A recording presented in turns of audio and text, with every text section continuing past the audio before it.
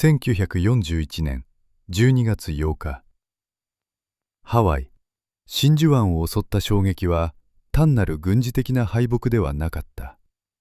それは無敵を誇ったアメリカのプライドが東洋の新興国によって完膚なきまでに打ち砕かれた瞬間であった。マレー、シンガポール、そしてフィリピンのバターン半島。日本軍の進撃は止まるところを知らず、連合軍は初戦において一方的な敗退を余儀なくされていた。だが、悲劇は遠い戦地だけではなかった。日本海軍の潜水艦部隊はアメリカ西海岸にまで到達し、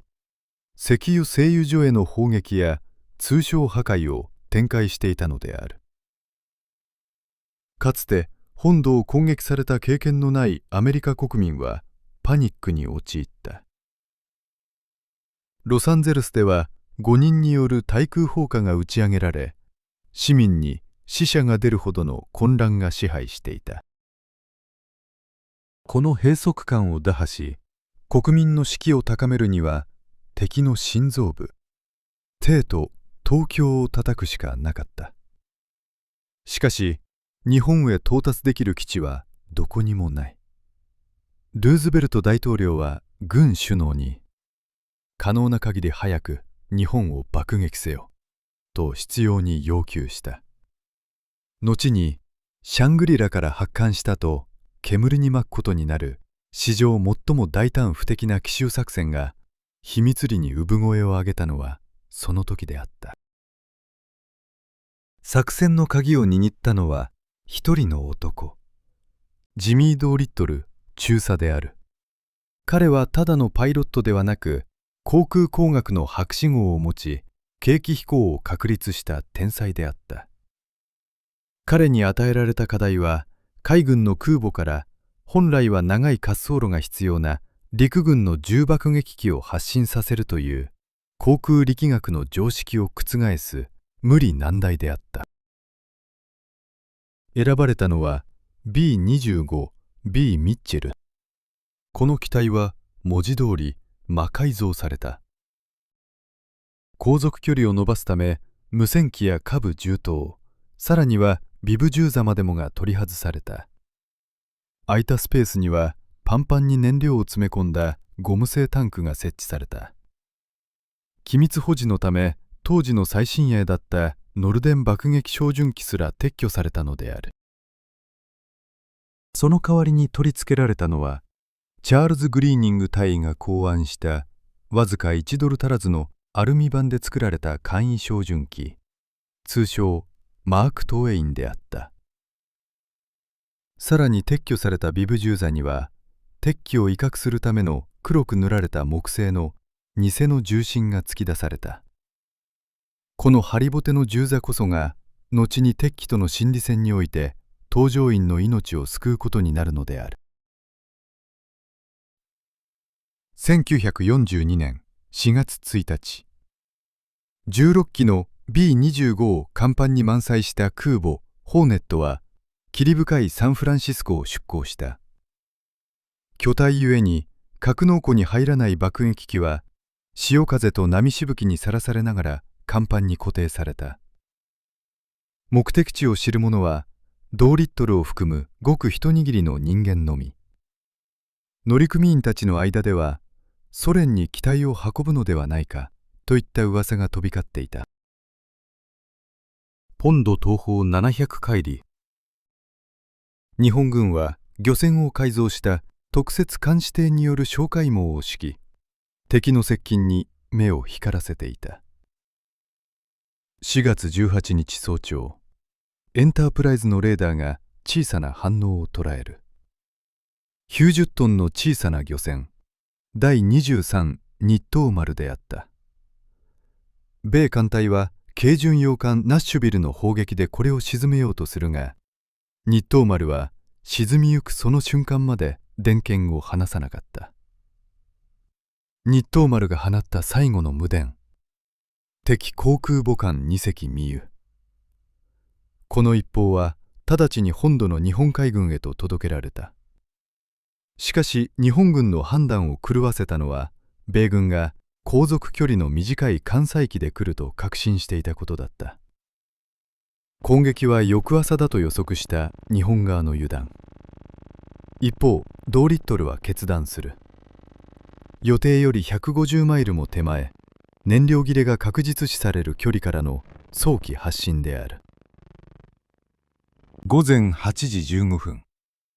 ホーネットの甲板が激しく波打ち、潮を被る中、一番機ドーリットル機がエンジンを咆哮させた。滑走距離はわずか140メートル余り。海面すれすれまで高度を下げた B25 は重力に抗い空へと舞い上がった。続いて次々と発艦する16機。彼らは編隊を組まず、短期で波頭をかすめるような超低空飛行を続け、日本本土へと肉薄していった。1942年4月18日正午、東京は快晴であった。人々は空に響く重厚な爆音を訓練中の味方機だと思い込み手を振った。12時15分、ドーリットル率いる一番機が東京上空に侵入。ヨドバシ区や牛込区に最初の爆弾が投下された。早稲田中学校の校庭では、校庭にいた生徒が機銃掃射の犠牲となった。爆撃は東京だけではなかった。横浜、川崎、名古屋、神戸、そして横須賀軍港では13番機が歴史的な戦果を挙げる。潜水母艦から空母への改装を終えようとしていた大芸、後の劉邦の右舷に爆弾が直撃したのである。炎上する巨大な艦隊、これがこの作戦における実質的な唯一の軍事的損害であった。この時、一国の指導者東條英機首相は空の上にいた。水戸への視察へ向かう大臣専用機の中で、彼は奇妙な光景を目にする。すぐそばを見慣れない総発の爆撃機が同じ高度で通り過ぎていったのである。彼は叫んだ。あれはアメリカだぞ。しかし地上の防空体制は完全に虚をつかれていた。警戒警報が鳴り響いたのは爆撃が始まってから後のことだった。横須賀の各防空部隊は必死に砲火を浴びせたが、一機として撃墜することはできなかった。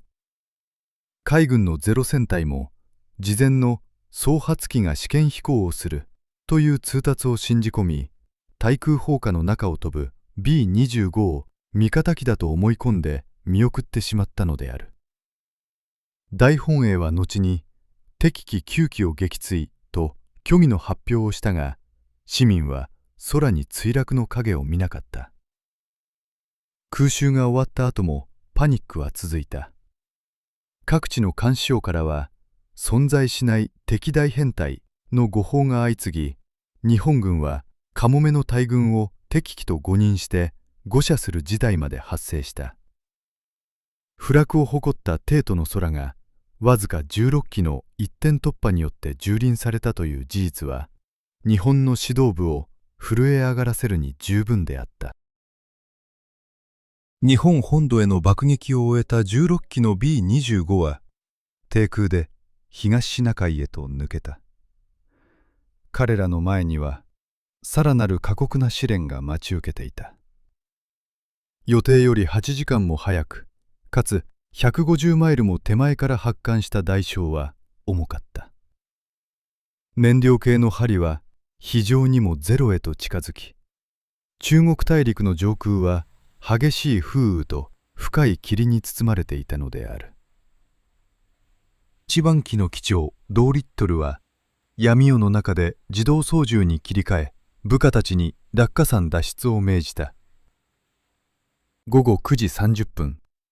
発艦から約13時間、ドーリットル自身も中国の釧州付近のデイネイへと降り立った。彼は闇の中で自問自答していた。前機を失い、部下たちの行方もわからない。作戦は失敗だった。自分は軍法会議にかけられるだろう。と彼は絶望の淵にいたのである。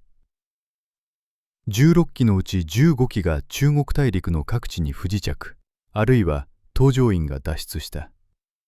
唯一8番機だけは燃料消費の異常からウラジオストクへと向かい、ソ連軍によって勾留された。中国に降り立った兵士たちの多くは、言葉も通じない土地で日本軍の捜索から逃れなければならなかった。中国に不時着した65名の搭乗員のうち、64名が地元の農民や中国軍の手によって救出された。彼らは日本軍の目を盗み、山を越え、村から村へとリレーされながら、後方の句集へと送り届けられたのである。そこには言葉の壁を越えた献身的な救済劇があった。だが、その慈愛の報いはあまりにも残酷であった。激高した日本軍は、米兵を救った地域に対する大規模な報復作戦、接艦作戦を発動した。空襲の再発を防ぐという名目のもと、米兵をかくまった可能性のある村々は焼き払われ、細菌兵器までもが投入されたという説もある。この作戦により、実に25万人もの中国軍民が命を落としたと推計されている。運悪く日本軍の占領地に降り立った8名は捕虜となった。日本政府は彼らを非戦闘員を攻撃した戦争犯罪人とみなし、過酷な取り調べの末3名を処刑した。この処刑の事実は後にアメリカ国内で強烈な対日憎悪を煽るプロパガンダとして利用され、両国の戦いは抜き差しならない泥沼の復讐劇へと変質していくことになる。同リットル空襲が日本に与えた真の衝撃は、物的損害の大きさではない。それは、帝都の安全を担保できないという事実が、連合艦隊司令長官山本五十六のプライドを粉砕したことにあった。日本海軍はそれまでミッドウェー攻略作戦に対して消極的であった陸軍や軍令部を、この空襲のショックを利用して一気に説得し、強行へと舵を切ったのである。敵空母を撃滅しなければ、帝都は再び焼かれる。この恐怖が日本軍を無謀な遠征へと駆り立てた。同リットルたちが投下したわずか十数トンの爆弾は、数ヶ月後のミッドウェー海戦において、日本の主力空母4隻を失うという破滅的な結果を引き起こす導火線となったのである。一方、絶望の中で落下傘降下した同リットルを待っていたのは、軍法会議ではなく、最高栄誉の議会、名誉勲章であった。アメリカ国民は自国が日本を直接叩いたというニュースに狂気した。士気は一気に回復し、反撃への機運が高まった。軍事的な成果はドゥーリトル、少しだけであったが、心理的な戦果は計り知れないほど巨大であった。戦後、ルーズベルト大統領が語ったシャングリラという言葉にちなみ、米海軍はエセックス級空母の一隻をシャングリラと命名した。そして現代、最新鋭のステルス爆撃機 B-21 には、あの同リットル隊の通称であるレイダーの名が冠されている。その名は、不可能を可能にしようとした男たちの象徴として、今もアメリカ空軍の魂の中に生き続けている。1942年4月18日、あの正午の爆音から始まったドラマは、太平洋戦争の行方を決定づけ、多くの悲劇とそれ以上の勇気を歴史に刻んだ。空母の甲板から飛び立った16機の銀翼は、今もなお歴史という名の広大な空を飛び続けているのである。